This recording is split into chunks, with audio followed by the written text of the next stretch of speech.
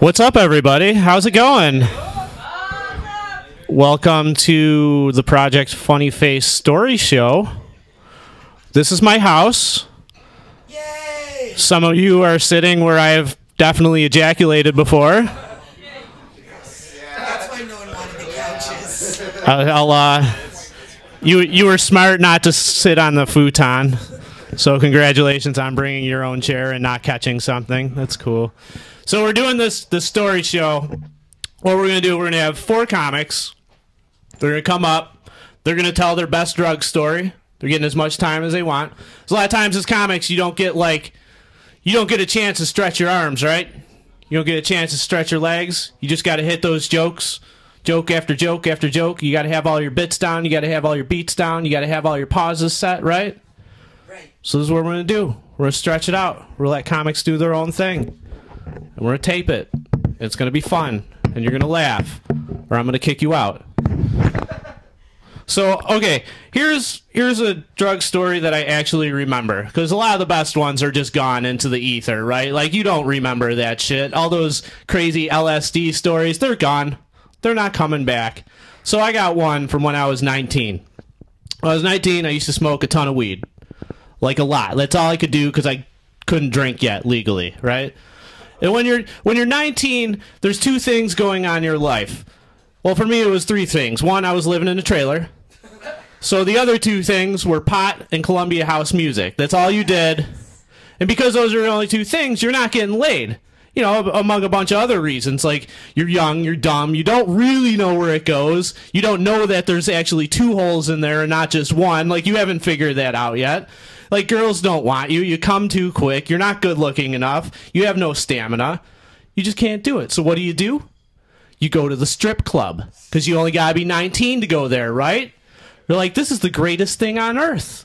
Let's just go to the strip club, lay down on the stage, and put a dollar bill in your mouth. They take it out with their vaginas. It's like Disneyland for a 19-year-old adult. It's wonderful. But, my friends always made the mistake of letting me drive.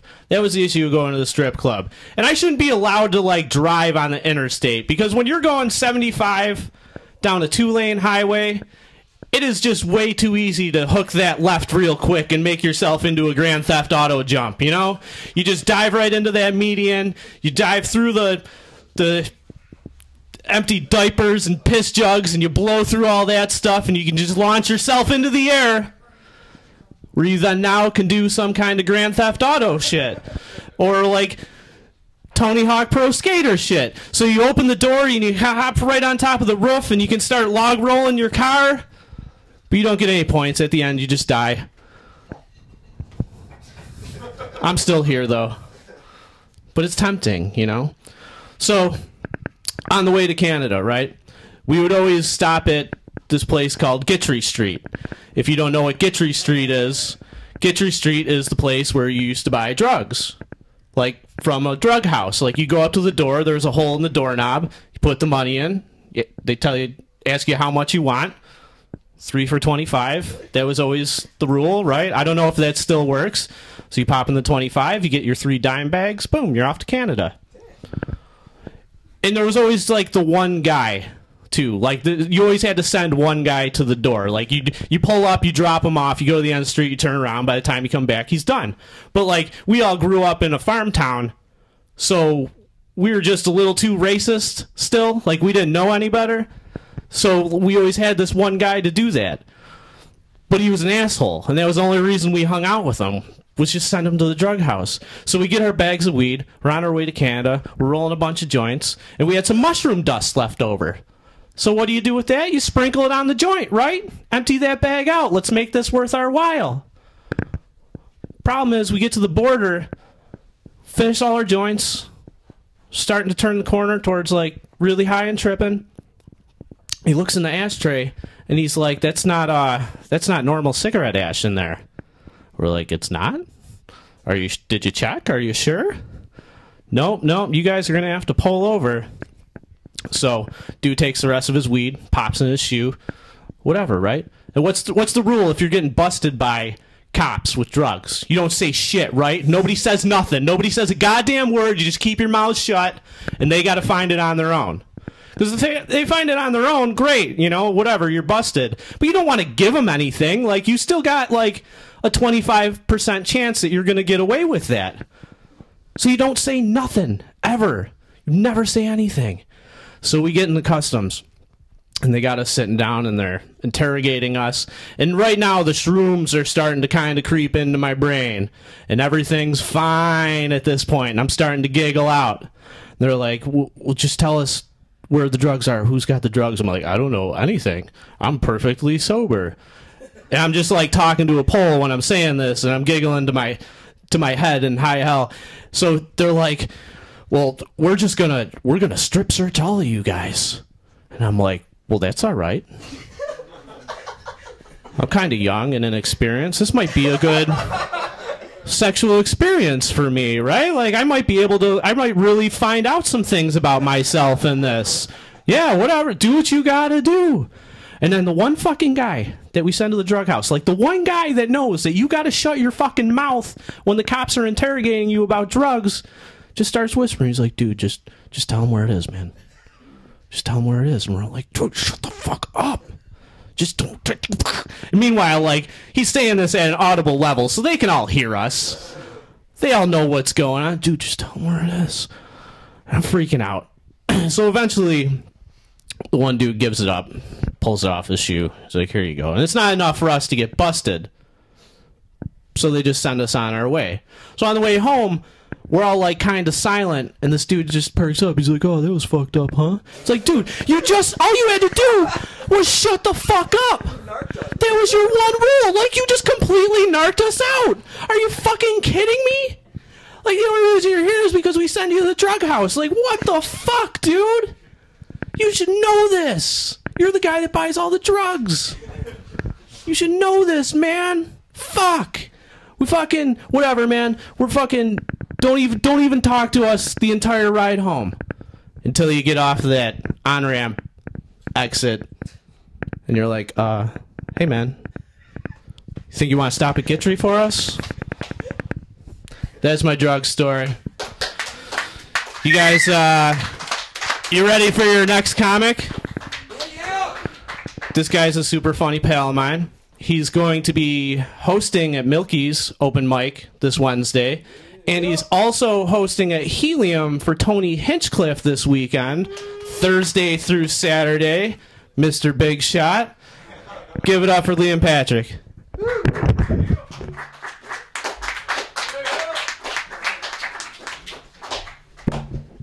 Thank you, Brian Netzel.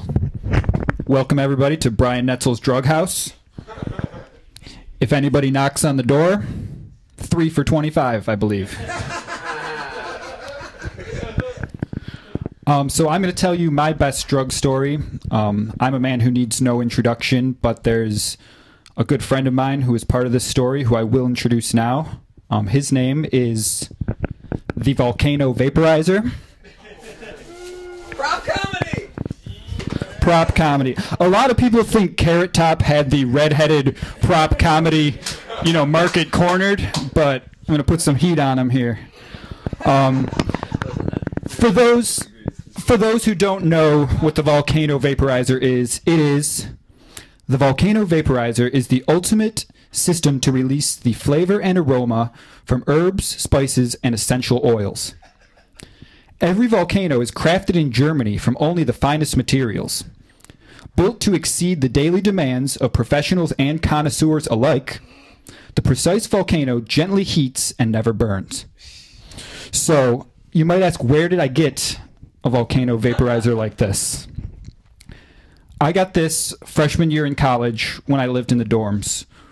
We realized we were going to be smoking a lot of weed in the dorms, and we lived right next door to dorky Asians on one side and a resident advisor on the other side. Both people have the means to bust us pretty bad, and we're going to smoke all semester long. So a good friend of mine had something like this, recommended we get our own Volcano Vaporizer.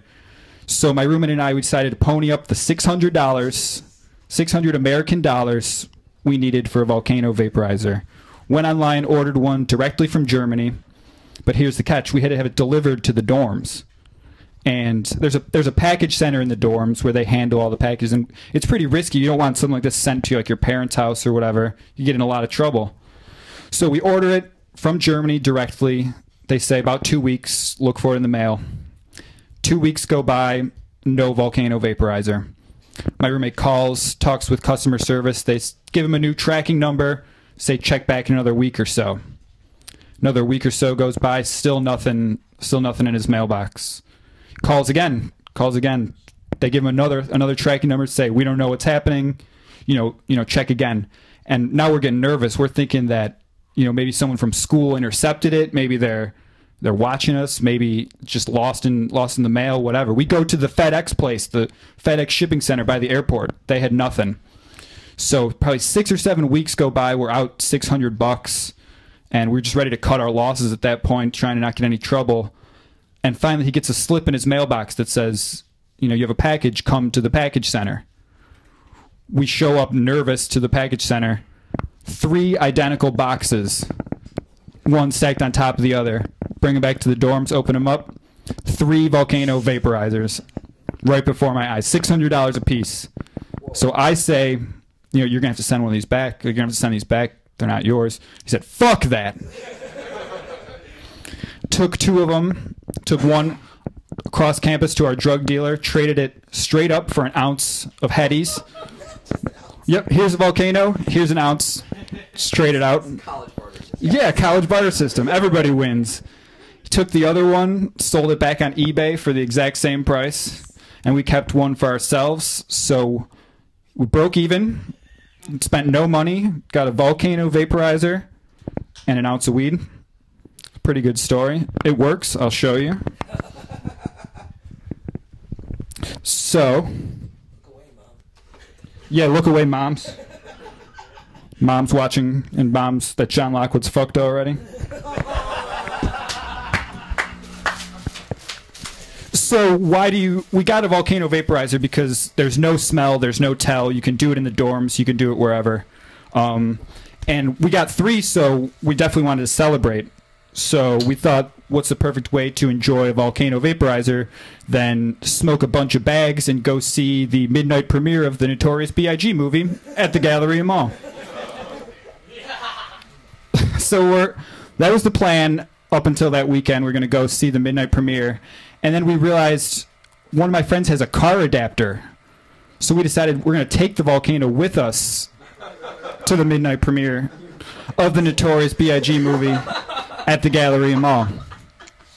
And you see a big bags filling. It might look suspicious if there's, if it's midnight at the mall, no one in the parking lot, 4 dudes sitting in a car, huffing off a big giant bag, might look a little suspicious.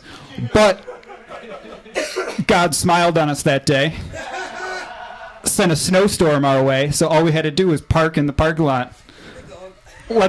We just had to park. Absolutely Netzel stuff. Let the car sit there for about 10 minutes, completely covered with snow so you couldn't see what was inside. And then the 4 of us just hotboxed the fuck out of this, Ford Focus.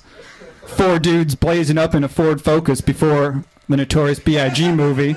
So we get, we do our thing, we head into the movies, and it's a midnight premiere of, one of the blackest movies of the year.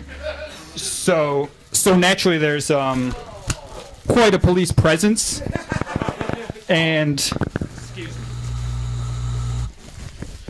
there's quite a police presence at the movies. And if you've ever hotboxed a car before for half an hour, you might know there's a little bit of a lingering smell. Not with the volcano. It's perfect. So we walked right past the police, right up to the snack bar. Ices, nachos, popcorn tub, Dr. Pepper here, gummies there. Then we get to the movie. It's, a totally enjoyable movie in this state of mind. You get to see Little Kim's fake titties. Or no, the fake Little Kim's real titties. Fake Little Kim's real titties. People are East Coast, West Coast, yelling from side to side, talking in the back, obviously. One of the best times. A little something for my crowd out there. Pass it around. So the volcano vaporizer, I inherited it from my best friend. He said, an economics major at UB, and he said that the volcano vaporizer was the best investment he's made in his life thus far. You just wrote their new ad. Yep. So, yeah, I think that's my best drug story. We're going to pass it back to Brian Netzel and hear some hardcore drug stories, I think. Buffalo.FM.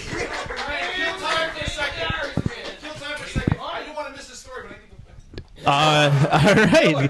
Give it up for Liam Patrick, everybody. And the vaporizer. And his best friend, the vaporizer. You guys doing all right? You feeling good? This is a nice, comfortable atmosphere because you can just do whatever you want to do. Like, if this was a club or a bar and this was going on, it definitely wouldn't be in Buffalo. Like, there would be no place with a government license hanging on the wall where this is happening. This is great. All right, our next comic. He's in the bathroom. Is he in the bathroom? I think so. He's a big guy, so I hope he's not destroying my toilet. It's the only one that works in the moment. If he is destroying my toilet, luckily I've got 5 rolls of toilet paper in there. You do have a nice stockpile. Lucky for him, it's Charmin. I think he put on the bear suit and posed for it at one point in time for the ad campaign for that. God, it's pretty perfect. Yeah. Do we have a Jesse sighting out there anywhere? No? All right. Kill some time. All right, I gotta. You guys want to hear a quick drug story? Sure. Okay, here goes. There are times when I should have smoked pot. Like, times when I didn't, but there was definitely one time I can think in my mind that I should have smoked pot. Because, like, I'm a little aspy to begin with. Like, I got a little touch of the Asperger's. So sometimes I just fire off with things that I shouldn't say. You know, like, sometimes I don't think before I speak. So this one time I'm at a mic. And I'm doing my thing, and I'm about halfway through it, and there's these super loud-ass black dudes at the bar. And they're getting real threatening with everybody. And they've been there since, like, noon, right? So it's like, I think it's about 10:30 p.m. at this point. So they're, like, 10.5 hours in of drinking. They don't give a fuck what's going on stage. And if you got anything to say about it, they're coming at you. So I'm up there doing my thing. These guys are getting real loud, right? And I'm halfway through a joke, and all of a sudden, this dude pipes up as loud as he can. He's like, "I keep it real, N-word!" Looks at me right in the eyes when he says that, and I'm like, I just stop. But he didn't say N-word, he said, like, the word. I'll let Bruce come up and say it later. So I look at him, in my infinite wisdom, I'm like, "No! I keep it real, N-word." No, I'm not, you know, Bruce said you can. yeah, but Bruce is like, he's not black enough to give me that permission, so saying it once. Dang! Saying it once. Is that because you let him in the house? That's fucked up, dude. Saying it once for real is enough for me. And once you say that, like, I tried to recover and play it off like, oh, that's the one time you can get away with that. And everybody's like, nope, no, it isn't. It is not. No, sir, that is not. So I just hang up the mic. I get off the stage, and I sit down, and I'm, like, rolling a cigarette, and I got my beer with me. And I chose to sit, like, right next to the guy that screamed, "I keep it real, N-word," because I'm smart like that, right? So he comes up to me, hits me in the leg, like, not hard, but, like, you know when, like, one of your buddies is drunk and he's, like, calling you a faggot and he hits you in the arm, or he's calling you a pussy and he's like, "Just do shot, pussy," like that hard, like, kind of lovingly, but, like, he's still trying to hurt you a little bit. So he does that. He's like, "Hey, man, you got a problem?" I'm like, no, I'm good. You wanna go outside and talk about it? No, I'm cool, man. You wanna come and drink with us? No, got a beer. Absolutely fine. All right, then. And he walks away. And luckily that day I was wearing one of those internal urinals that pilots and truck drivers wear, so nobody could see the giant puddle of piss accumulating in my pants from that experience. So if you're out there and you have Asperger's, just smoke some weed every once in a while. It might make you think before you speak. All right, are you guys ready? Yeah. All right, this dude has his own podcast on ProjectFunnyFace.com. It's called Doing Nothing is Art. He's also the co-host of the Buffalo Drunk Cast on ProjectFunnyFace.com. He's a very good friend of mine. Give it up for Jesse Winterhalter.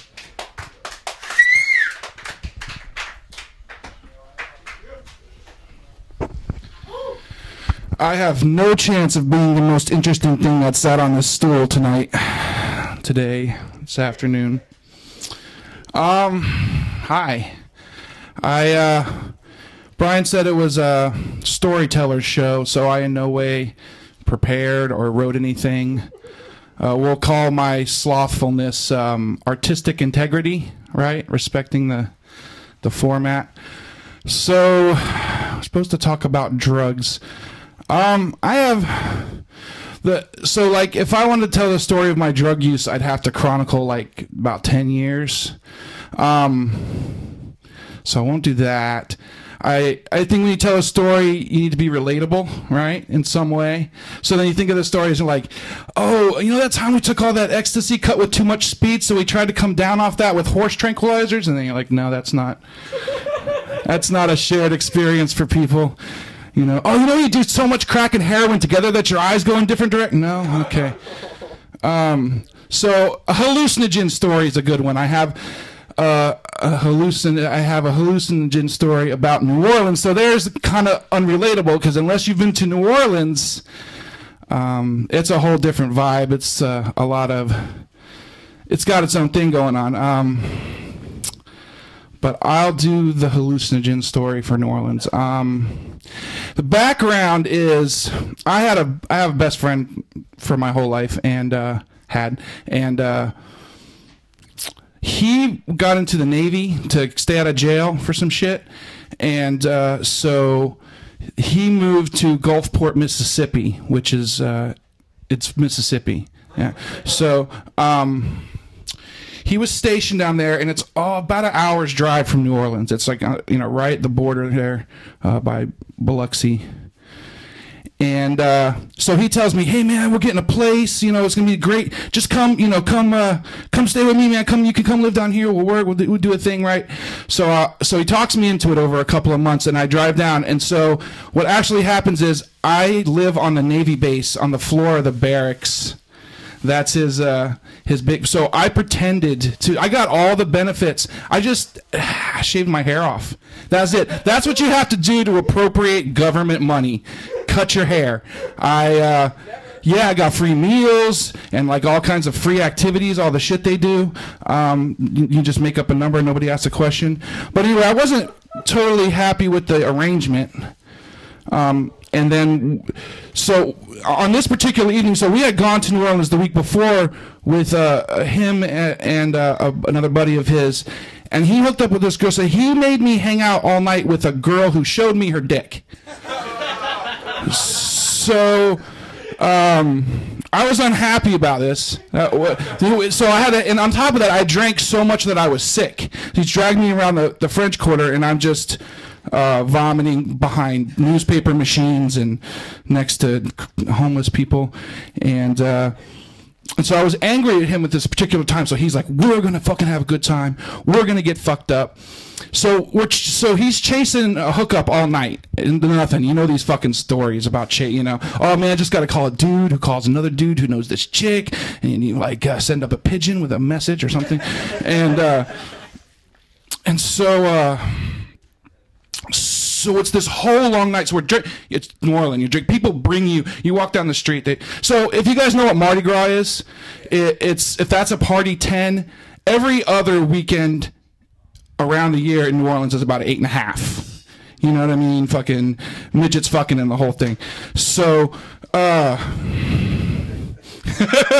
so we're having this long bad night, and I'm angry. And about 2:00, we come across these fucking hippies that, you know what, memories like that. There's a little when these guys were so fucking crusty, like when I have the memory of, you know that cloud like around Pigpen of the dirt swirling, like I actually remember it, like I remember it, like in my mind they were kind of in this haze of like weed smoke and filth, and they sold us this bag of mushrooms. They said it was 10 grams for 60, but it was probably even more. And in my memory, once again, these things are glowing blue. Now, I know they probably were not actually, but when I remember getting the bag, all right, so we fucking just split the whole thing. We probably 6 grams piece, and we're waiting, and I'm still, I'm fucking want to kill this dude at this point. Like I was trying to move back home and stuff. So then they finally start kicking in hard, and I'm not a guy who, I don't have bad trips internally. It has to be like a bad experience.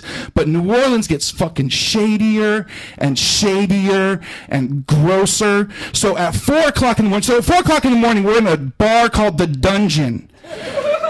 There are fucking fake heads in glass with like on pikes and big pictures of demons fucking women that glow under a black light, like glowing demon rape.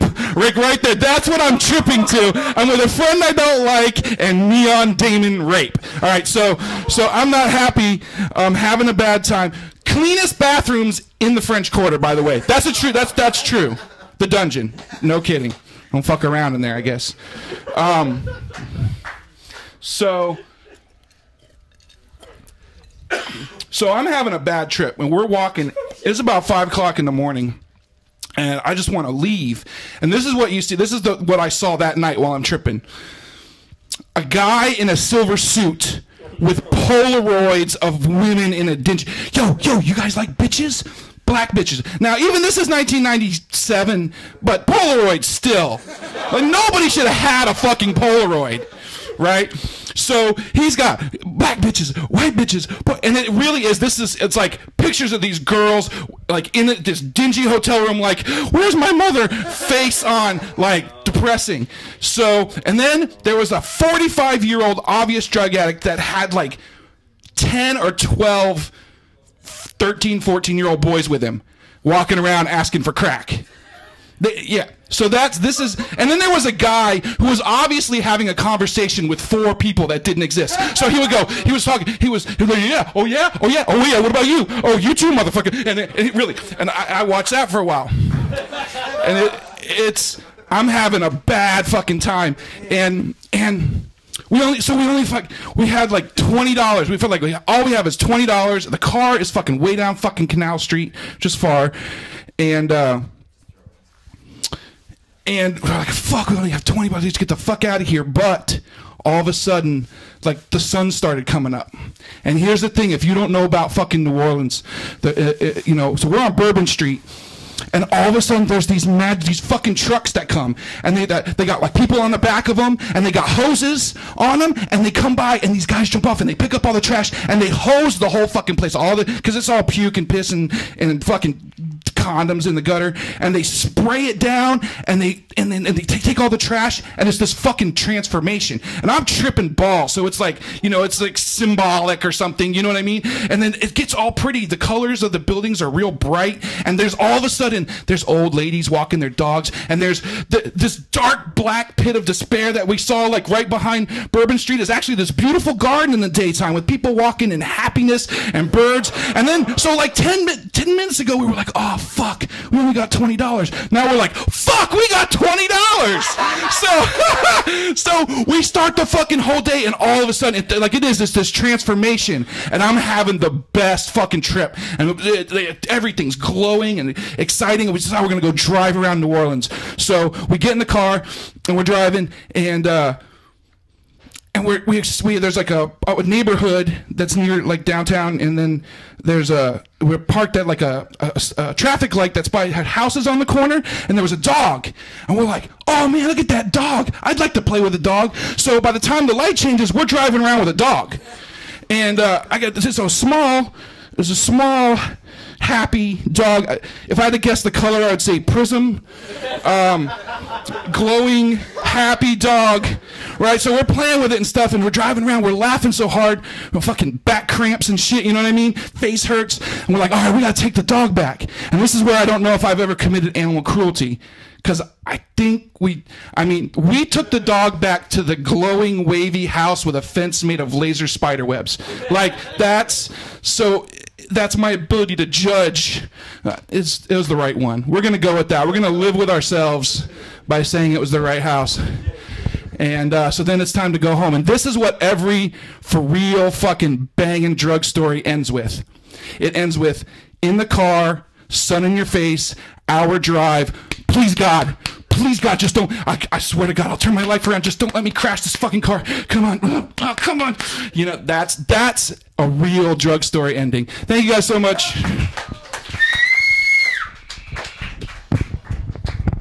Now I can get higher. Nice job. Give it up for Jesse Winterhalter, everybody. God damn. That was fantastic. I'm really surprised he's still alive. All right, you guys ready for your next comic? Yeah. This next comic is a super good friend of mine. She runs the open mic at Tudor Lounge, 10 p.m. Monday nights. Get there and show her some love. Give it up for Mama Reg. Yeah. Oh, waterfall. Shit. All right, I gotta adjust from Jesse. Give me a second. What's my best pot story? It's the shittiest question I ever heard in my fucking life. A good pot story? I've been having pot stories since I was 12. I get stoned, I sit around, I go to bed. Like, that's a pot story. I debated this heavily. I get it free. For like 2 weeks, 3 weeks, what the fuck am I going to talk about? So I drummed it up to what essentially is a lot like Jesse, a really good hallucinogen story. Yeah, pot's just too weak. I had to go with drugs. So let's just say I hang out with bands. Like, everyone who knows I'm Mama Rag knows I became Mama Rag because I took care of bands. I used to hang out with bands, go with bands. I'd be their mom, hence Mama Rag. So I'm at this festival with this band. We're going to leave everybody nameless for the love and sake of them as human beings. And if they ever became rock stars, no one needs to know this was them. So we have one guy in the band who's new to the whole hallucinogens world. Like, he used to smoke a lot of weed, but he's never done like a lot. He's done ecstasy once. He's coming around. So we take him to this festival, and he takes some acid, and he's never done acid before. And it doesn't work, because it takes 45 fucking minutes for acid to kick in. But this kid doesn't have 45 minutes, so he immediately swallows a bunch of fucking mushrooms. Because he's going to make... Now, this kid's done ecstasy once before. And now he's taken acid and mushrooms in the last half an hour.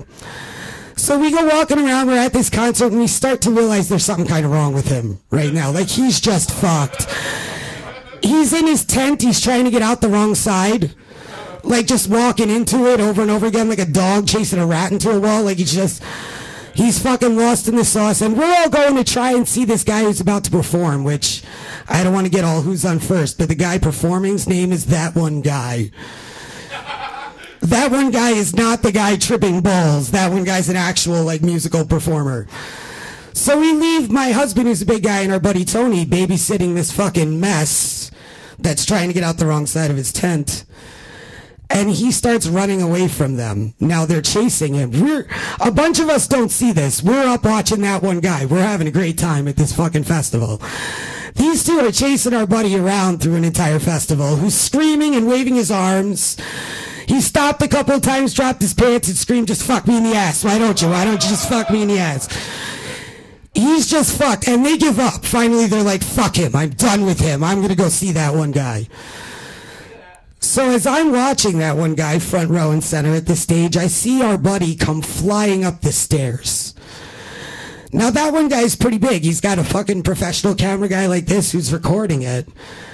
And my buddy's grabbing the camera and screaming into it because he thinks he's on an alien reality television show. I mean, understandable. That One Guy is a musician, plays a giant tuning fork. It looks like something out of The Fifth Element when you're standing there, but he's just fucked. And I see security rushing the stage, trying to grab my friend who's now tripping his fucking face literally off of him. And I'm like, shit, we can't let that happen. So I grab my buddy. I'm like, we got to get him. We got to get him. And we pull him, and we're like trying to get him off stage, and he's fighting us the whole way. And I overhear security go, yo, that guy's tripping his ass off. Go get the blankets and the duct tape. True story. Hold on. I need water. Been smoking weed for fucking 3 days. So I hear blankets and duct tape, and I'm like, no. Like, I'm not tripping, but I can't spend the next 4 hours looking at my friend duct taped to a fucking picnic table. I'm not going to be mentally okay, let alone him, once that's over.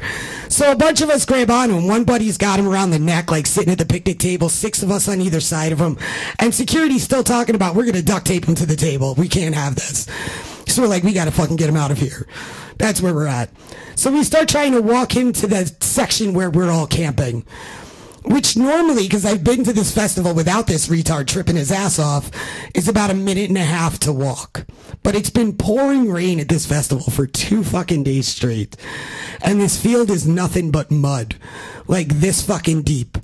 And there's 6 or 8 of us trying to drag our buddy who's tripping balls through this mud, which took us 1.5 hours to do to get him back to our campsite. And he's just in the mud. He's stopping dead. He's going like this while we're trying to pull him. Then he'd look up and go like this. And just stand there for no fucking reason. Not able to speak. He's trying, I think this is, I have something to say, but I'm tripping my fucking ass off and I've completely lost the ability to communicate as a human being. It's the only thing I could think he was trying to do. 1.5 hours. People are dropping like flies. Friends that you know, like, these are my friends. We are family. We're like Fast and Furious. We are tight as fuck. And they're like, fuck that motherfucker right there. I'm done. Walking away, leaving him. No, we gotta get him. And I'm like rallying the troops. Because I'm only a girl. I can only drag this tripping fucker so hard. I'm like, guys, we gotta just, if we get him to the tent, he's gonna be okay. You've taken acid, you know. If you could just get home, it's all going to be okay. We just got to get him to the tent. So 1.5 hours through the mud. And we finally get back to the tent. And we plop him into a chair. And he's sitting there staring at all of us. And we're all breathing. Sigh of relief. We've made it across what I will forever refer to as my Vietnam. To get him across the mud field and into the tent. And suddenly he looks up at us and he goes, I'm really sorry, guys. And he was kind of okay after that. I wouldn't say we didn't break him. He's not the same person he was before, but I didn't have to drop him off on his wife's front lawn with a note.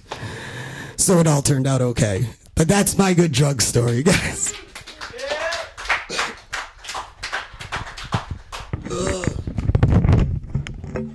Have fun. Give it up for Mount Morag, everybody. That's fantastic. You guys, you ready for your headliner? He's got his Capri Sun. He's very professional. This dude was in LA for a bit. He's been in London, Chicago. He runs the Pidcast, which you can also find on ProjectFunnyFace.com. He's moving up in the world. Give it up for a very good friend of mine, Jimmy Pitt, everybody. Right on. Give it up for Brian Netzel. Jesus, this is the nicest comics house I've ever been in that wasn't a celebrity or on TV. Jesus Christ, Brian. Okay. Yeah, don't mock the Kool-Aid jammers. Hey, Kool-Aid. All right, my drug story, which I'm last, so I've been smoking that vaporizer and practically forgot the whole goddamn story. Forgot I was doing a spot. I was just hanging out. My story, tell my story, I go back to my childhood. Growing up, I grew up in the west suburbs outside of Chicago. In my neighborhood, say around, like, you know, I've been smoking pot for shit since junior high. But in junior high, my brother was older than me, so he knew where to get weed. And eventually, I knew where to get weed because I met his his pot dealer at a party, and he recognized me from my brother. He asked me if I was so-and-so's brother. I was like, yes. So I met him. So junior high, I was able to get you weed. People would come to my house, was the party house. Everyone would come to my house to smoke pot. My mom worked nights, so there was no parental vision except for my brother, okay? And we had the coolest bong in the neighborhood, so people would love to come by and smoke this bong. They would just be like, hey, you got that bong? So we would get high for free because we had the coolest bong in the neighborhood, which was a piggyback bong. I don't know if you've ever heard of a piggyback bong. It was the old graphics plastic bong. Then it had like another plastic chamber that had a slot going in and a slot going out, so it would go in there. So you would fill up 2 chambers, and you called it a piggyback bong. So people would come over, we would get them weed, they would come back, smoke the bong, we would get high. So, and that was my neighborhood. That was what we did in the neighborhood. We were like the middlemen in the neighborhood. If you wanted weed, you came to us. I would get my friends weed, my brother would get his friends weed, or vice versa. If I went home, I would go, he would go, or what, and that was it. So we would smoke a lot of pot in my house, and at any time we could have like 10, 15 people at my house. And my mother would do these surprise attacks, like, I don't know if anybody grew up like, did you have that friend that had that mom that you were scared of? That was intimidating, that if she didn't like you, you were fucked? Well, that was my mom. My mom was the intimidating mother. She was like 6'3", like 250. And if she didn't like you, she let you know she didn't like you. Like, there was a couple of my brother's friends that would come over, and if they were caught, my mom busted us and caught them, she would tell them straight out, I don't like you. What are you doing here? Didn't I tell you not to come here? You're a thief. I don't want you stealing anything in my house. She knew just what everybody did, you know. So at certain times, my mother would pop in after on her night shift, like on lunch or something like that. She would just pop in. And my mother and the neighborhood kids all called my mom Mama Elvis, because my mother was a big Elvis fan. She had a tattoo of Elvis right here, like 1977, before it was cool for any chick to get tattoos. My mother had a tattoo of Elvis right here. So my brother's friends would come over. It would be like midnight, 1 o'clock. You know, we'd be all smoking pot, and their bikes would be all on the sidewalk. And then my brother was like the most paranoid pothead you ever met. Like, you've all had that friend that's paranoid. Oh, they're looking at us, they're watching us. You know, you get over it. Whatever. My brothers, we would be down in the basement in my brother's room, and he would know my mom was here at the house if the dogs were barking. At the time, we had 2 poodles, a pit bull, and 3 cats. But the dogs was the signal that my mom was home. Anytime a car would pull in, the dogs would go nuts, you know. So at times we'd be getting high, we'd be smoking bongs, and we'd be chilling out, and everything. Be like 10, 15 people, my friends, his friends. And at any time, my brother could get paranoid and just stop everything, stop the music, and just, shh, shh, shh, shh. Dogs are barking, dogs are barking. Shh. Dogs are barking. He'd turn off the music, and we'd all be sitting there, and we'd be just listening to silence like we are right now. Just, come on, man. You're ruining our buzz, you know? Stop it. And then when he wouldn't hear the dogs, he would hear this. My mother at the door would be, what's going on in there? And all of a sudden, my brother's friends and my friends would just start scattering, except for the ones that my mom thought were cool or something, like my best friend. He knew her mom and shit. So he would just sit there and just watch this chaos ensue and shit. And so we'd have to open the door. What are you doing in there? That's what she'd say. What are you doing in there? Are you smoking that wacky tobacco? I could smell it. Because it would just be totally hotboxed in the room and shit. So we'd have to open the door eventually, and my mom's and my brother's friends would be there, and the ones that weren't allowed, my mother would tell them straight out. She would be looking down at them going, I don't like you. What are you doing here? The next time I catch you here, I'm going to call the police. She was just intimidating and scary. So we would tell them as they're going out, we would tell, sorry, I'll sit back down. We would, she just got a crotch shot there. So as they would leave, my brother would say to them, hey, just come back in 10 minutes. She's got to go back to work. You know, we would just say, just come back. So they would. And my mother would know that trick, and my mother would go around the block, and she'd come back and bust everybody again, do the same old routine and all that shit.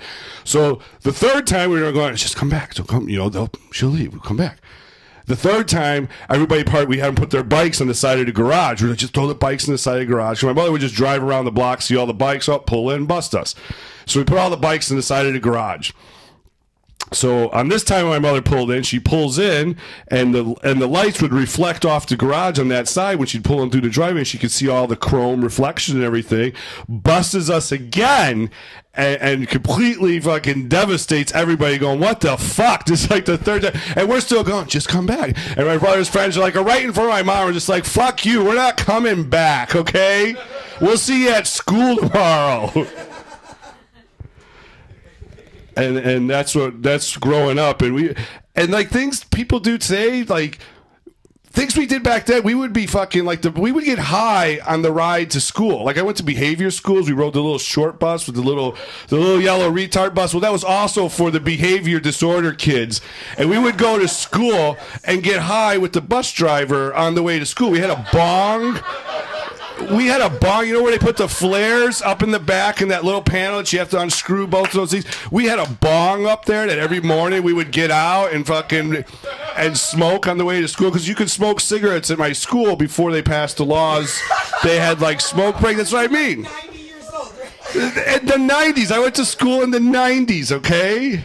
You could smoke. You could smoke. You had first period, second period, smoke break. If you didn't smoke, they had a game room for you to play. It was kind of like a prison. You had like the four schools, the four main high schools around the neighborhood. They would send all their bad kids to this school. And you know what they called this school? It was called a real school. I am not shitting you. I have a yearbook at home that I will show you. I should have brought it with. To show you. But we would get high in the smoke break room. I mean, and shit, like if it ever came on the news today that the bus driver was getting high, she'd buy us beer and shit. I mean, it was like, if that ever came on the news today that, the bus driver bought the kids, had a bong and had bought some beer. Oh my God, they would be hanging her down at the fucking town square. I mean, you guys didn't experience that through school? Mama knows what I'm talking about.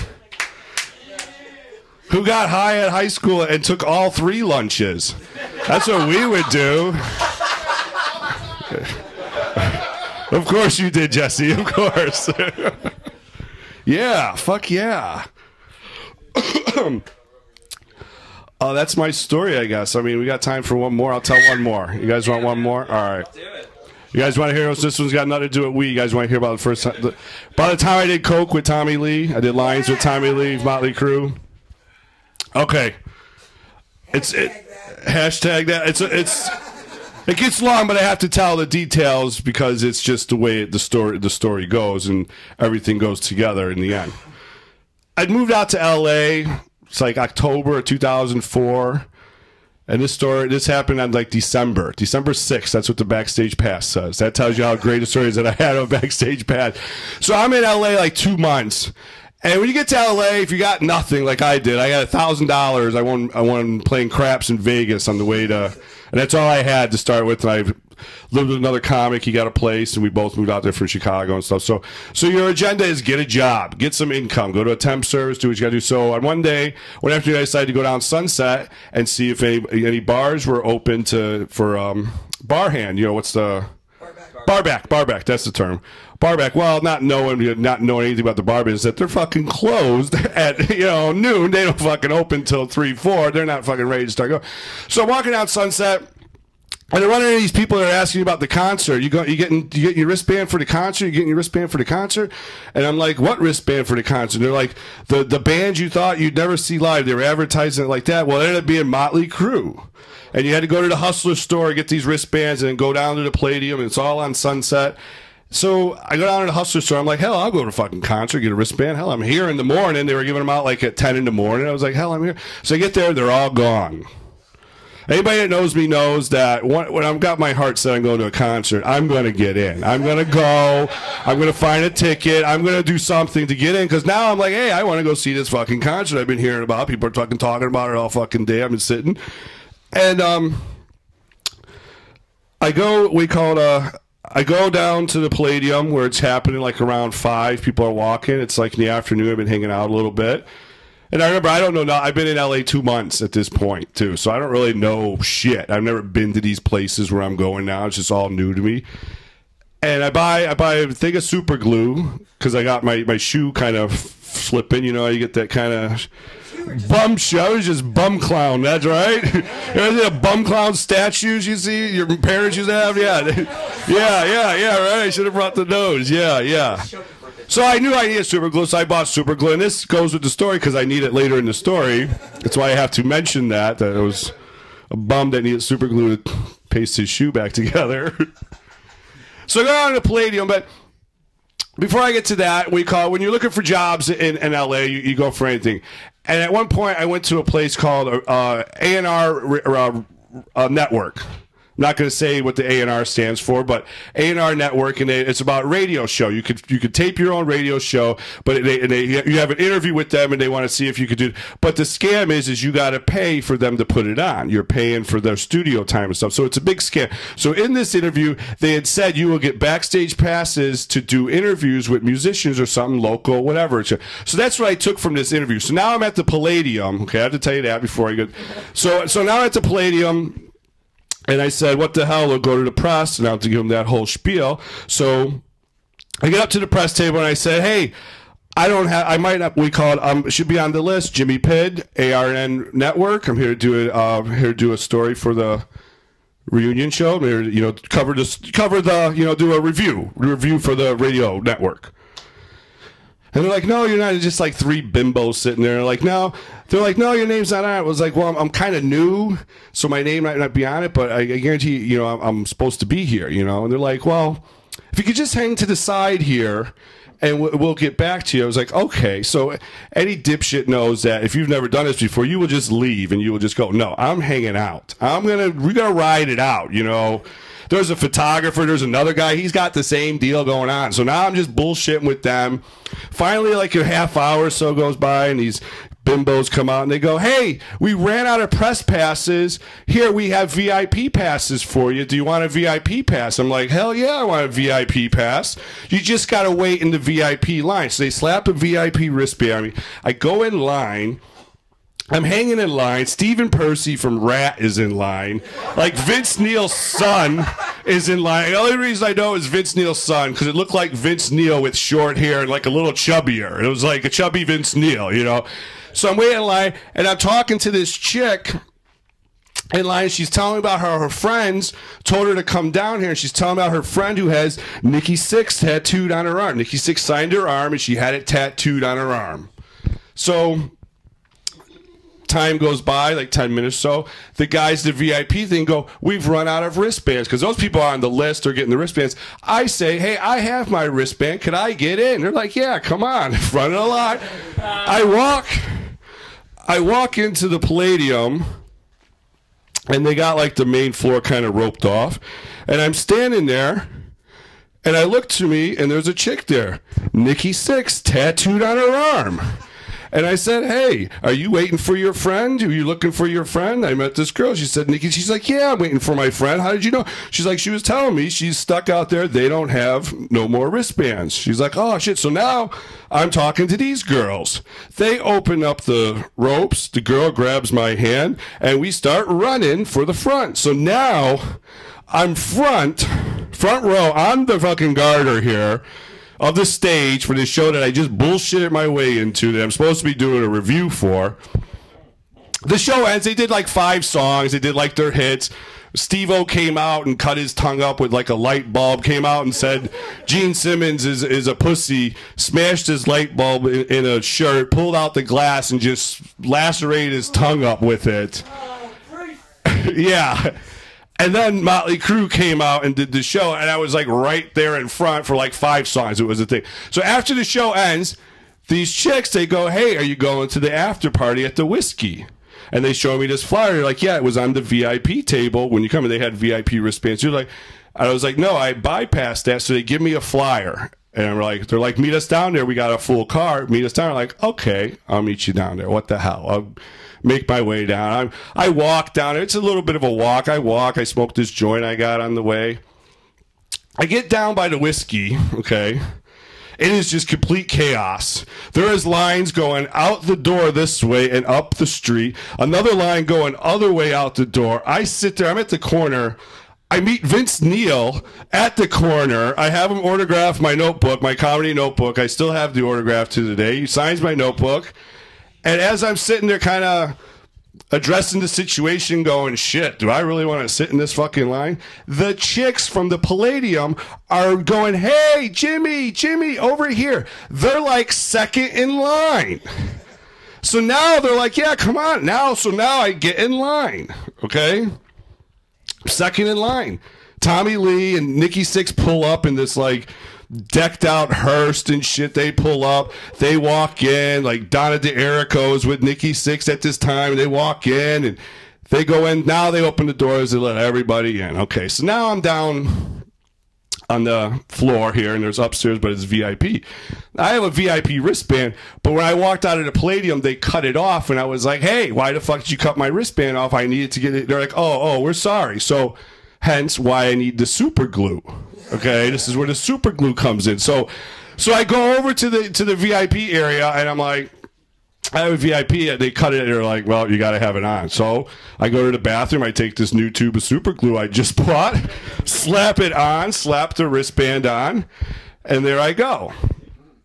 Now I'm in VIP. There's really nothing. VIP really doesn't mean shit. VIP means that you've just been let in to look at a bunch of tables with tags on it of famous people, but they're really not hanging out there. Where they're hanging out at is the backyard of the whiskey that is all fenced in, very private area, and there's a big black security guard sitting there waiting for you to have a nice fucking laminate to get past there. So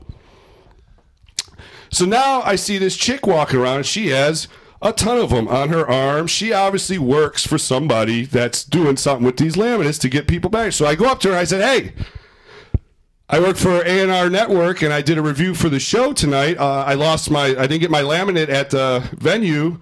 Do you think I could get one of those? And she goes, who do you work for again? I said, I work for A&R Network and I did a review for the show. She goes, hang on 1 second. I'll be right back. And now I'm thinking, okay, this is the LA blow off. Okay, this chick's not going to fucking come back. I go out 2 minutes later, she comes back and goes, here's a laminate. Now you could go in the back.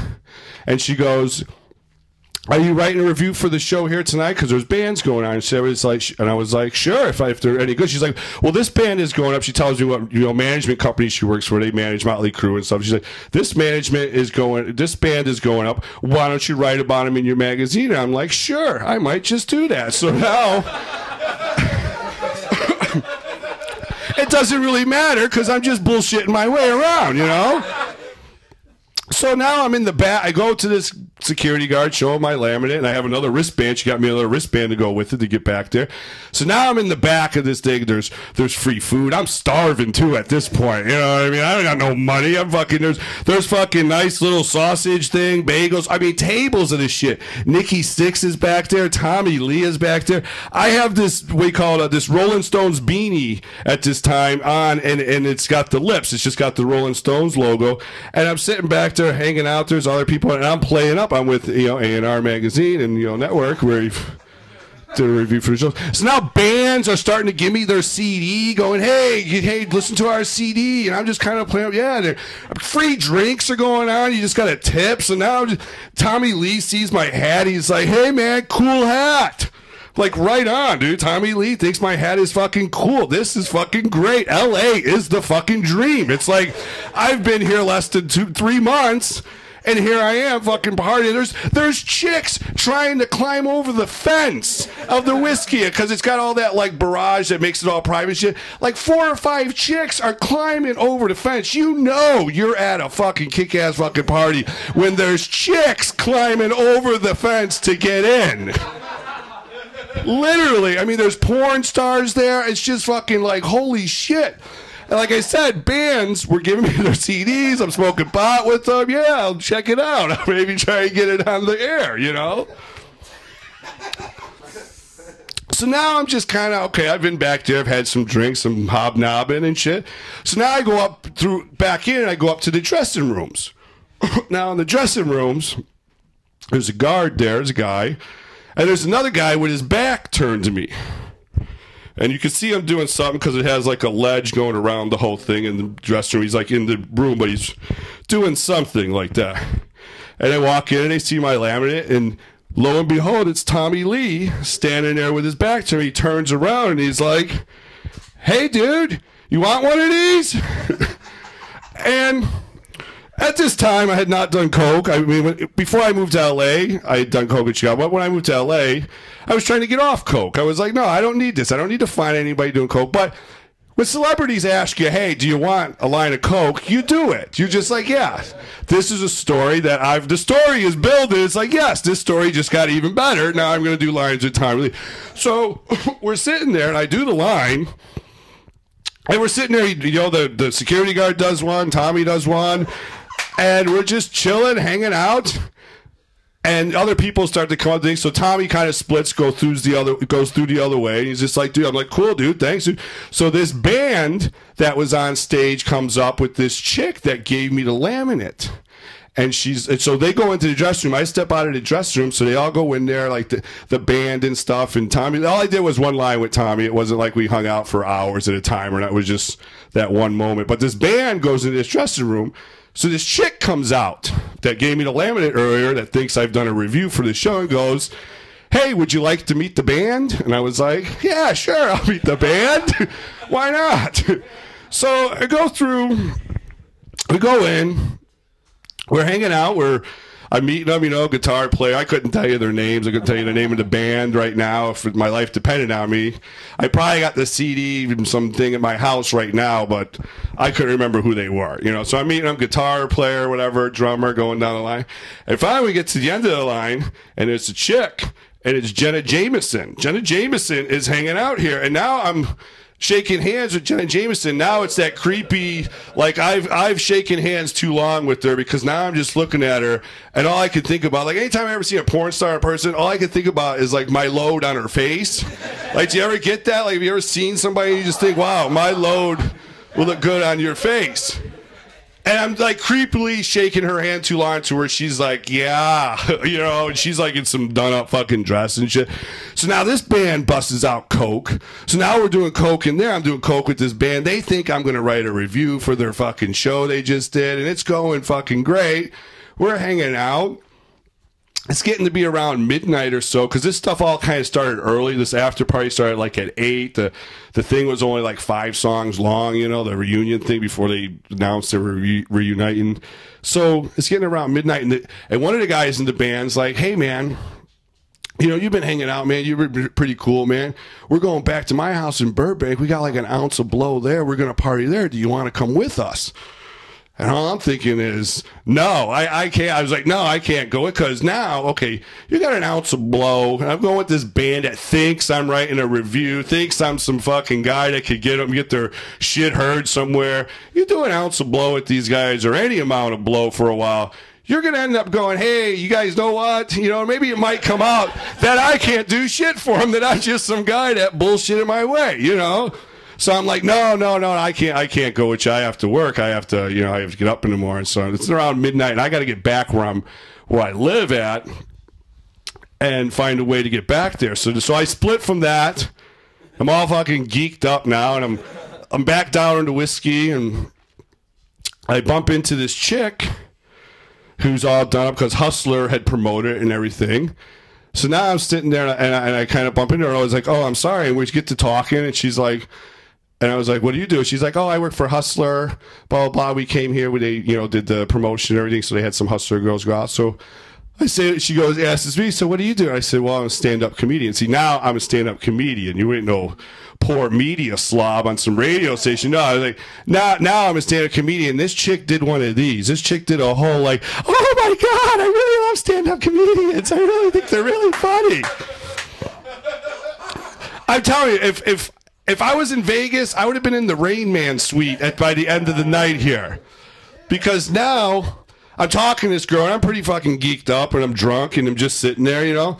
At this time, I tell her, hey, I'd love to talk to you, but I got to go. And as this is coming out, my brain inside me is going, no. I say to her, I got to go. I got to catch the bus. And as that comes on, I'm like, no. And so at that moment, she says, well, we could give you a ride. Where are you going? We're going to hang out at this house, at this house party. Do you want to come with us? And I'm like, hell yeah, I want to come with you. All right, fuck yeah. She's like, you won't have to take the bus. lo and behold, there was somebody in fucking a model porn star in L.A. with fucking morals that didn't really care that I rode the bus, right? So we get out. I think there's some car we're getting into. We get out of the whiskey. We walk in. There's a Hummer limo waiting out front for her and her guest and some other people that were involved with Hustler or whatever. So now there's like 4 or 5 of us. Couple of dudes, couple of chicks. We go to some house in the hills. They're busting out blow. Now we're doing blow again. Now we're like, so now it's past the point where I'm not going to make the bus. I'm not going home tonight. I'm hanging out with the Hustler chick and doing blow. I ended up banging this chick in one of the rooms in this house that up in the hills somewhere. I couldn't tell you whose house it was. Don't know how we got there, but by the end, like 6, 7 o'clock in the morning, somebody's leaving, and I asked him, could I get a ride back down the hill? So I get a ride back down the hill, like 7 o'clock. The sun is coming up. I'm on Sunset Boulevard with 2 passes around my neck, couple of wristbands, wondering how the fuck did this happen. And I took the bus and got home, and as soon as I walked in the door, my roommate at the time, he's sitting there like this making coffee, and as I walk in and he sees all the passes and the wristbands, he's like, oh my God, I got to hear about this night. Sit down and tell me about this night. And that's my drug story from LA, my true Hollywood story. That.